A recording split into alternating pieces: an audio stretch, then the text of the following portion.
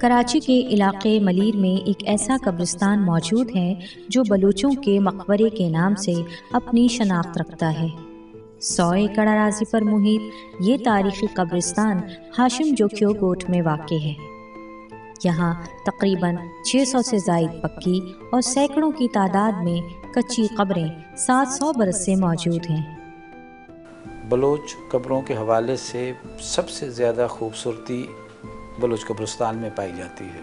یہ قبرستان اپنے تمام کر و فر کے ساتھ موجود رہا ہے اور اس کی تعریف بلوچی تذکروں میں اور اشعار میں خوب ہوئی۔ اس کی وجہ تھی کہ بہت سے لوگوں نے تو اس طرح سے وش کی کہ جناب اگر ہمیں مرنا ہی ہے تو خدا کرے کہ ہمیں اس قبرستان میں دفن ہونا نصیب ہو۔ اس علاقے میں 18 فیٹ اونچی قدیم بلوچ گھرانوں کی قبریں دور سے ہی اپنی موجودگی کا احساس کراتی ہیں۔ 3 منزلہ اور 4 منزلہ یہ قبریں تاریخ کے اوراق کا نہ صرف ایک گمشدہ باب ہیں بلکہ بلوچی تہذیب کی عکاس بھی ہیں۔ یہ قبرستان بلوچوں کے اس دور سے منسلک ہے جب کلمتیوں کی کراچی کی موجودہ آبادی کاروباری حوالے سے اپنے عروج پر تھی۔ پھر دوسرا یہ تھا کلمتیوں نے سی فیئرنگ کی، یعنی جتنا میری ٹائم ٹریڈ ان خطوں میں چلا ہے، آپ سوچیں کہ سورت بندر سے لے کر چابار تک ایران میں، تو اس درمیان کے فاصلے میں بحری جہازوں کے ساتھ بھی اسکارٹ کے طور پہ کلمتی چلتے رہے۔ تو اس خطے میں سے گزرنے والے جتنے بھی تجار تھے ان کے لیے ایک لازمی ہوتا تھا کہ وہ اسکارٹ اپنے ساتھ رکھیں۔ تیسری چیز ان کے پاس جو تھی وہ تھی لائیو اسٹاک، اپنی بھیڑ بکریاں مال مویشی بہت تھا، اور یہ ساری چراگاہیں تھیں جو اس سارے خطے میں نظر آتی ہیں۔ پھر ان کے پاس ہوا یہ کہ ان کی اس خوشحالی کی وجہ سے اور ان کے اپنے مال مویشیوں کی وجہ سے ان کا تصادم یہاں موجود اور قبائل کے ساتھ رہا، جیسے برفت ہیں، جیسے جوکھیو قبائل ہیں۔ جب ان کے ساتھ تصادم ہوتا رہا تو اس تصادم کی صورت میں جو لوگ مارے جاتے تھے تو ان کی قبریں بنانا اور مارے جانے والے کے لیے کا بدلہ لینے کے لیے بندوبست کرنا بھی قبائل کی اپنی سرشت میں شامل تھا، اور شہداء کے لیے یادگار بنانا ان کا ایک نیا نرالا ڈھنگ ہو گیا۔ اس نئے نرالے ڈھنگ نے ان خوبصورت قبروں کی شکل ڈھال لی۔ یہاں پر جس خوبصورت انداز سے قبروں پہ جو کنداکاری نظر آتی ہے وہ اپنے لحاظ سے بہت ہی زیادہ خوبصورت ہے، اور یہ اسی طریقے سے شروع ہوئی کہ وہ جو سنگ تراش ہیں اور کاریگر ہیں وہ اس خطے میں ہندوؤں کے مندر بھی بناتے رہے، مسلمانوں کی مسجدیں بھی تراشتے رہے، لیکن ساتھ ساتھ انہوں نے قبائلیوں کی قبریں بھی بنائیں۔ تو جب قبائلیوں کی قبریں انہوں نے بنائیں تو اس میں وہ مندر والی ڈیزائن بھی نہیں لگائی اور وہ مسجدوں والا بھی انداز نہیں اختیار کیا۔ اب اس میں صرف ہمیں وہ قبائلی طاقت اور توانائی نظر آتی ہے اس کنداکاری میں، اور یہ چیز یہاں بے تحاشا ان قبروں میں نظر آتی ہے۔ اچھا، جو کلمتیوں کا ایک بہت بڑا گروہ آہستہ آہستہ اپنی طاقت یہاں پر کھونا شروع کرتا ہے، اس کی وجہ یہ ہوتی ہے پورچوگیز کے آنے کے بعد، ڈچ اور پھر برٹش ایسٹ انڈیا کمپنی کے آنے کے بعد یہاں کے سمندروں میں ایک مقابلہ جو ہے وہ اس نوعیت کا ہوا کہ مقامی جہاز رانی جو ہے وہ بالکل ہی کمزور پڑ گئی۔ اچھا، جب وہ کمزور پڑ گئی تو کلمتیوں کی جو ڈیوٹی تھی، جو وہ اسکارٹ کے طور پہ کام کرتے تھے اور کماتے تھے، جو ان کا ذریعہ معاش تھا، وہ اس کے ختم ہونے کے نتیجے میں ہم نے دیکھا کہ یہ کمزور پڑ گئے، معاشی طور پہ کمزور پڑ گئے۔ ایک تنازع میں جس کی صورت میں ہندوؤں کا ایک قافلہ ہنگلاج جا رہا تھا، ان کا ایک بندہ مارا جاتا ہے، اس کے نتیجے میں بادشاہ وقت نے ٹھٹے میں ہونے والی صورتحال کے پیش نظر کلمتیوں سے اس اسکارٹ کا ٹھیکہ ایک گھرانے سے لے کر دوسرے گھرانے کو دلوا دیا۔ اچھا، جب دوسرے گھرانے کو دلوا دیا گیا تو اس گھرانے کا ہیڈ کوارٹر ٹھٹے کے ضلع میں ساکرو کے علاقے میں تھا، تو اس کی وجہ سے جس گھرانے سے یہ ذمہ داری لے لی گئی تھی وہ کراچی میں تھے، تو ان کی کراچی کا جو اپنا مرکز تھا وہ کمزور ہو گیا اور وہ ساکرو والا مرکز مضبوط ہو گیا۔ تو اس طرح سے کلمتی یہاں سے شفٹ ہو کر ساکرو کے علاقے میں زیادہ متحد ہو گئے، تو یہاں منتشر ہو گئے۔ تو اس کے بعد یہاں پر جوکھیو قبائلوں کا ایک خاصا زور رہا۔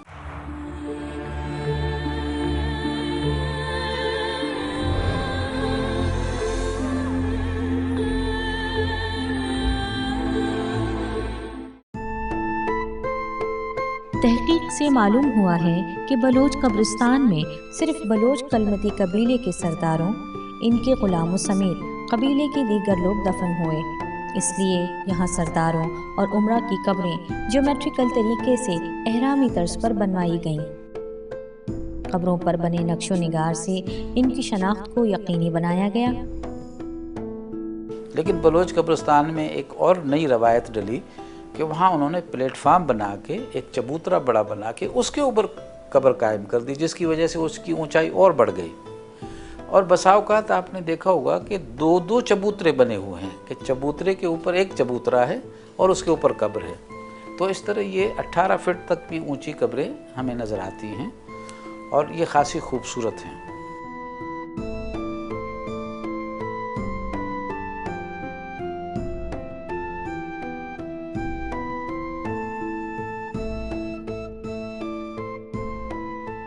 اچھا، جب آپ قبر کو اونچا کرنے لگتے ہیں تو آپ کے پاس اس چیز کا دھڑکا لگا رہتا ہے کہ یہ اوپر جا کے جھول جائے گا اور گر جائے گا، تو لہٰذا اس میں احتیاط یہ برتی گئی کہ نیچے ذرا چوڑا، پھر اوپر والا قدم جو ہے وہ اس سے تھوڑا سا کم، پھر اس سے اوپر والا قدم اس سے کم، تاکہ وہ کم سے کم ہوتا جائے اور اس کی اپنی شکل جو ہے وہ پیرامڈ کی طرح بنے کہ وہ ایسے مضبوطی کے ساتھ بیٹھ سکے۔ اس کے علاوہ اگر آپ دیکھیں گے کہ انہوں نے اپنی قبریں خاصی اونچائی پہ بنائیں، اور ان کی قبریں بنانے کا جو خاص خیال یہ ہوتا تھا کہ قبر جو ہے ایک تو ان کی شناخت ہے، دوسرا قبر جو ہے وہ دور سے نظر آنی چاہیے۔ تو اس وجہ سے انہوں نے جہاں بھی قبر بنائی ہے اونچے مقام پہ بنائی ہے، اور وہ چاروں طرف اگر آپ 1 میل بھی دور چلے جائیں تو وہ میدان میں آپ کو نمایاں نظر آئیں گے۔ تو یہ ان کا ایک تعمیری سینس تھا۔ اس کی وجہ سے ہوتا یہ ہے کہ جب کبھی بارشیں ہوں، اگر فلڈنگ بھی ہو جائے تو وہ اس قبرستان کو نقصان نہیں پہنچاتے، اور یہی وجہ ہے کہ کئی سو سالوں کے بعد بھی یہ قبریں اسی طرح سے موجود ہیں۔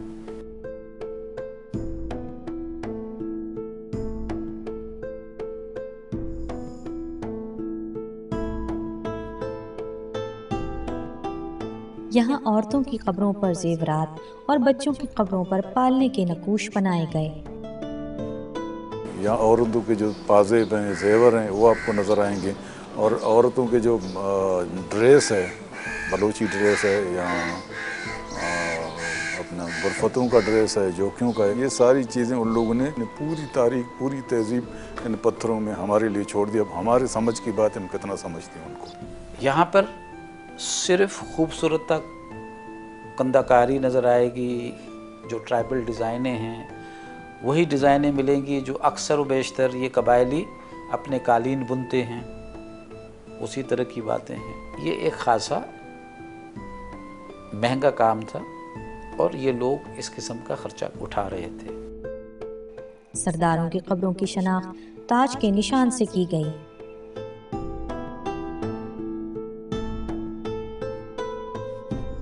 ہر قبر پر مدفون شخص کا نام عربی خط میں کندہ کیا گیا ہے۔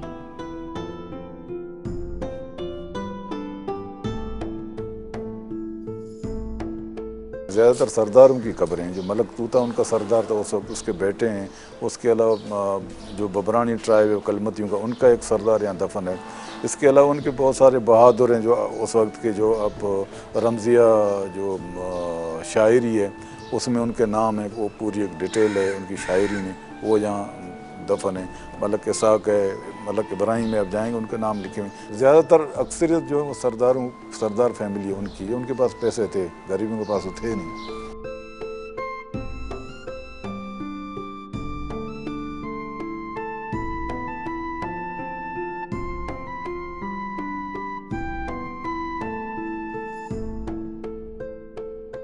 بلوچوں میں ایک خاص رسم ہوتی ہے کہ ہر آدمی اپنے والد کے نام کے ساتھ شناخت ہوتا ہے. یہ لوگ ہماری طرح کے نام نہیں رکھتے تھے کہ نسیم احمد جی بنا دیا آپ نے غلام مصطفیٰ بنا دیا. اب دو حصے ہو گئے نام کے. یہی وجہ ہے کہ یہاں پر آپ دیکھیں گے قبروں پہ نام نظر آتے ہیں لیکن بہت ہی مختصر, 2 نام لکھے نظر آئیں گے, اپنا نام, اس کے پیچھے والد کا نام.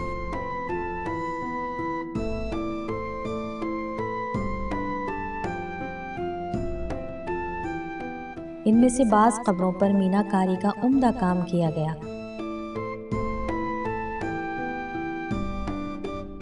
اور بعض پر قرآنی آیات لکھی گئیں.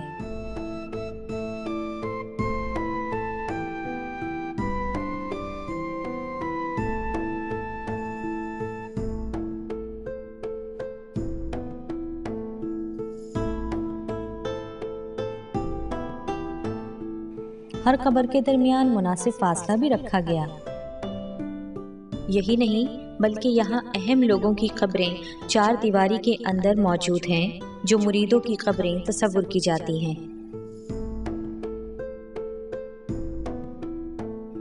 ان پر کلمہ طیبہ درج کیا گیا ہے.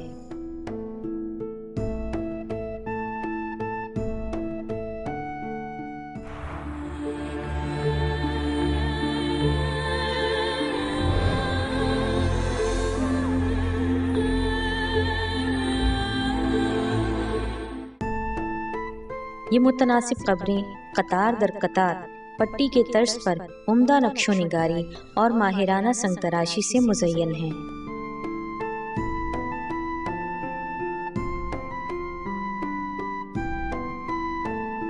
حجرے کی صورت میں نیچے بیٹھی نظر آتی یہ قبریں راہگیروں اور دیکھنے والوں کو اپنے سحر میں لے لیتی ہیں.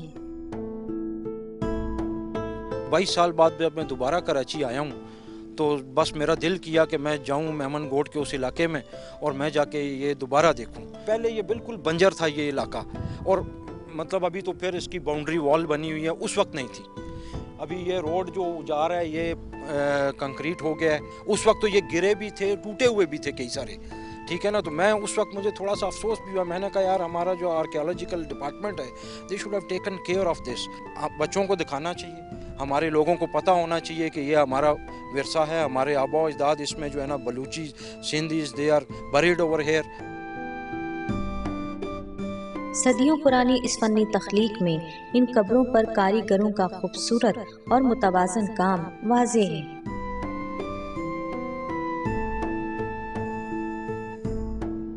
سماجی اور معاشی طور پر خوشحال کلمتی سرداروں کی قبروں کا احاطہ پیلے سرخی مائل پتھر میں تراشا گیا. قبریں اوپر تلے چبوتروں کے اوپر بنائی گئیں. نچلے دونوں چبوتروں پر تراشے گئے پتھر کی کوتاہ قد چلمنے ہیں. ان قبروں کی بناوٹ میں کہیں بھدا پن نظر نہیں آتا.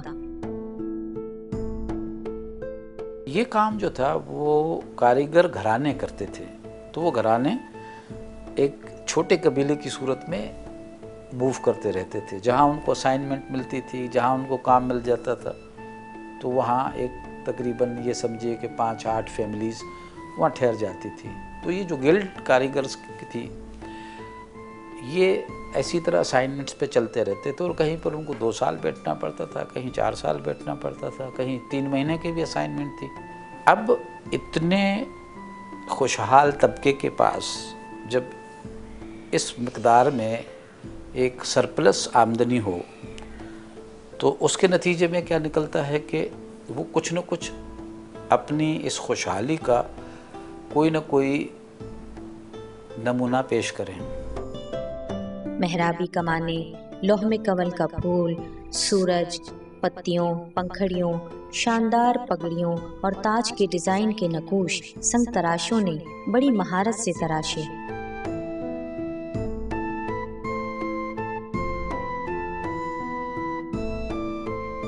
آخر کیا وجہ ہے کہ ایک جانب ارد گرد بکھرے ہوئے ستون، شہتیر اور چبوترے کے پتھر سردار ملک طوطا خان کی چوکنڈی کے ہیں جو بدقسمتی سے کھنڈر بن چکی ہیں، دوسری جانب یہاں موجود مسجد بھی منہدم ہو چکی ہے۔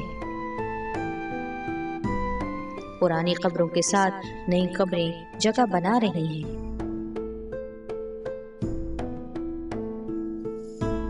کئی مقبروں کے احاطے گر چکے ہیں اور باقی ماندہ قبریں بڑی بے دردی سے ٹوٹی اور کھدی ہوئی نظر آتی ہیں۔ یہاں پر جس کی اولاد نہیں ہوتی تھی اس کی چیزیں دفن ہوتی تھی، لوگوں نے ایک دو دفعہ کیا دیکھا تو انہوں نے سمجھا سب نے اپنی چیزیں یہاں دفن کی ہوئی ہیں۔ تو سارے قبروں کو اب جائیں گے، اب جہاں چوکیدار نہیں، اب دیکھیں گھڑے پڑے ہوئے ہیں، کچھ بھی نہیں، پتھر بکھرے پڑے ہیں، وہ دولت کے لیے آتے ہیں، ان کو پتھر سے کوئی دلچسپی نہیں ہے۔ ایک تو یہ خام خیالی ہے کہ جی یہاں پر ان قبروں میں کوئی زیور ہوں گے، کوئی اسلحہ ہوگا، تلواریں ہوں گی پرانی، ایک تو یہ خیال ہوتا ہے، اس کی وجہ سے گریو ڈگرز پہنچ جاتے ہیں، رابرز پہنچ جاتے ہیں، رات کی تاریکی میں وہ اپنا کام کرتے ہیں۔ دوسرا یہ ہے کہ ایک نالائق قسم کا وہ جو پیروں کا ٹولہ ہوتا ہے، وہ جادوگر جو ہے سو کالڈ، ان لوگوں نے بھی کافی لوگوں کو ورگلایا ہوتا ہے کہ جی آپ جائیں اور قبر کھود کے اس میں سے کچھ لے آئیں اور ہڈی لے آئیں، تو اس چکر میں بھی خاصے لوگ وہاں جاتے ہیں۔ تو یہ تمام تر چیزیں جو ہیں وہ جاہلانہ ہیں اور بے خبری کی وجہ سے یہ پروموٹ ہوتی ہیں۔ تو میرے خیال میں اگر کسی کو اسی درجے پہ باخبر رکھا جائے کہ اس قسم کی قبروں میں، جیسے ہم کئی ہزار اس قسم کے قبرستانوں سے وابستہ رہے ہیں، آتے جاتے رہے ہیں، تو اس دور کے کسی قبر میں کسی چیز کا ہونا ناممکن ہے۔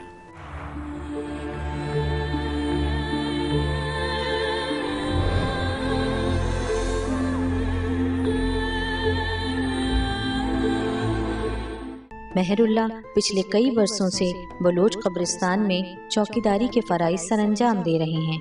ان قبروں کی اچھی اور بری حالت زار کے بارے میں ان کا کہنا ہے، اصل میں یہ پہلے کچھ کام ہوا تھا، یہ قبریں ساری گری ہوئی تھی نا، اب تھوڑا کام جو رہتا ہے اگر وہ بھی ہو جائے ماشاءاللہ یہ قبرستان اور بھی اچھا ہوگا۔ ہم 24 گھنٹے ادھر ہیں، ہم صرف دن کو نہیں ہے، 2 بندے ہیں، ہم 24 گھنٹے، اور اللہ کے حکم سے 1 انچ بھی کوئی قبضہ نہیں کر سکتا ادھر بھی۔ اس کی قبرستان کی حد بندی ہو گئی ہے اور نہ ہی کوئی چیز اٹھا سکتا۔ ہاں یہ ہے کہ قبروں کے پتھر گرے ہوئے ہیں، اس کی وجہ سے لوگ سمجھ میں یہ آتے کہ قبریں پتھر لے گئے، پتھر کوئی لے کے نہیں گیا، پتھر ادھر ہی گرے ہوئے۔ یہ پیچھے گھوٹ ہے، گاؤں ہے، ان کی وجہ سے روڈ نکلا ہے، پہلے یہ کئی سالوں سے روڈ ہے یہ۔ ابھی یہ پلان بنا تھا کہ یہ راستہ ادھر سے بند کر کے کوئی سائڈ میں ان کو دینا، پھر وہ مسئلہ حل ہوا نہیں، پھر آپ ادھر بیچ میں سے بند کرنے کا ہمارے آفیسروں نے، پھر لوگوں نے احتجاج کیا، بولا ہمارے کو راستہ جو، اگر ہمارے کو راستہ نہیں ہوگا تو ہم کہاں جائیں گے، اسی لیے یہ راستہ نہیں بنا۔ پہلے پکا بننا تھا مگر پکا ہمارے آفیسروں نے منع کیا۔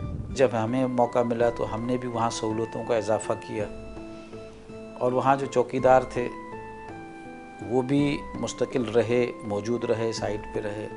اب آپ سوچیں بلوچ قبرستان کا جو چوکیدار جب مر گیا تو دوسرا چوکیدار کئی سالوں تک ڈپارٹمنٹ نے نہیں رکھا۔ یہ بھی کوئی چیز سوچنے والی ہے کہ چوکیدار کی جگہ خالی ہو جائے، اس کی تنخواہ موجود ہو اور آپ آدمی نہیں رکھ پائیں۔ تو یہ جو چھوٹی چھوٹی غفلتیں ہیں ان سے بڑے نقصانات ہوتے ہیں۔ اس کا نقصان ہوا کہ لوگوں نے اس طرف جانا چھوڑ دیا۔ جب جانا چھوڑ دیا تو وہاں قابضین نے بھی ایک حصہ اس کا، آپ نے دیکھا ہوگا کہ جو اس کا مشرقی حصہ ہے اس پہ قبضہ ہونا شروع ہو گیا تھا۔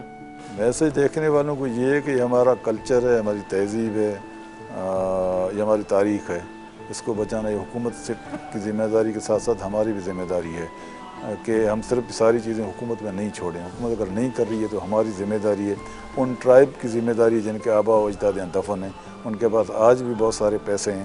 اگر گورنمنٹ نہیں کرتی, اگر وہ ایک ایک روپیہ بھی جمع کریں تو ہم ان بڑے قبرستانوں کو بچا سکتے ہیں. اصل چیز اگر آپ کسی جگہ کی حفاظت کرنا چاہتے ہیں تو پہلے تو آپ یہ کام کیجئے کہ اس جگہ کو آپ سیر کے قابل بنائیں. جب آپ کے پاس لوگ آنا جانا شروع کریں گے تو وہ چیزوں کو دیکھتے ہیں, پھر وہ تعریف بھی کرتے ہیں, اور اگر کہیں کوئی چیز غلط ہو تو وہ آواز بھی اٹھاتے ہیں کہ یار یہ چیز غلط ہو رہی ہے, یہ ٹوٹ پھوٹ ہو رہی ہے, یہ خیال رکھا جائے. تو پھر کمیونیکیشن بڑھتا ہے. تو کسی بھی جگہ کو جب آپ گھومنے کے لائق بنا دیں پھر آپ یقین جانیے کہ اس کی حفاظت خود بخود ہوگی. نفیس نقوش والی بلوچ مقبروں کی طرز تعمیر نہایت اچھوتی اور شاندار ہے. اس تاریخی قبرستان میں مقامی سیاحت کو فروغ دینے کے لیے ابھی کئی اہم اقدامات کی فوری ضرورت ہے تاکہ تہذیب و تمدن کے اس گمشدہ باب کو مکمل تباہی سے بچایا جا سکے.